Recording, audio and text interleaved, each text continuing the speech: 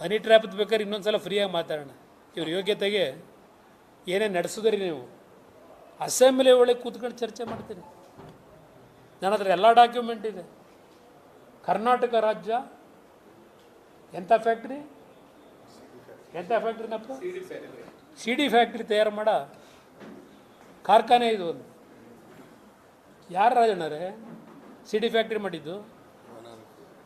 ಹಾಂ, ಅಲ್ಲಲ್ಲ, ಅದನ್ನೇ ಮಾಲೀಕ ಯಾರು ಅಂತ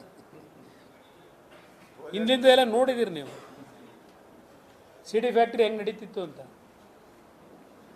ದೇವೇಗೌಡರ ಕುಟುಂಬ ನಿರ್ನಾಮ ಮಾಡಬೇಕು ಅಂತ ಹೊರಟ್ರಿ, ಪ್ರತಿಫಲ ಅನುಭವಿಸ್ತೀರಿ.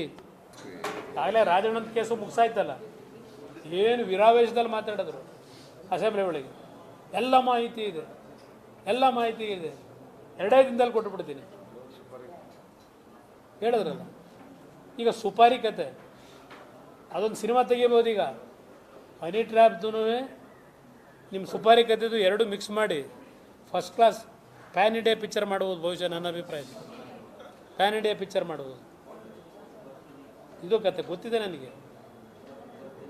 ಈಗ ಫಸ್ಟ್ ಯಾರು ಹೊಡೆದ್ರು, ಎಲ್ಲಿ ಹೊಡೆದ್ರು, ಅದರ ಮೇಲೆ ಸುಪಾರಿ ಹೆಂಗೆ ಕೊಟ್ಟರು ಗೊತ್ತಿಲ್ವ ಸರ್ಕಾರಕ್ಕೆ? ಸಿದ್ದರಾಮಯ್ಯರೇ,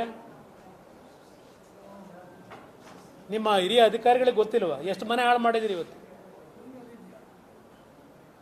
ಗೊತ್ತಿಲ್ವ ನಿಮ್ಮ ಅಧಿಕಾರಿಗಳಿಗೆ? ತನಿಖೆ ನಡೆಸೋಕೆ ನಮ್ದು ಏನು ಮಾಹಿತಿನೇ ಇಲ್ಲ. ಅವರೇನೋ ಮಾಹಿತಿ ಇಲ್ಲ ಅಂತಾರೆ. ನನ್ನ ಹತ್ರ ಎಲ್ಲ ಇಟ್ಕೊಂಡಿದ್ದೀನಿ ಅಂದ್ರಲ್ವ?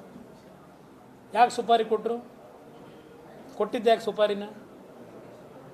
ಗೊತ್ತಿಲ್ಲ ನಿಮಗೆ?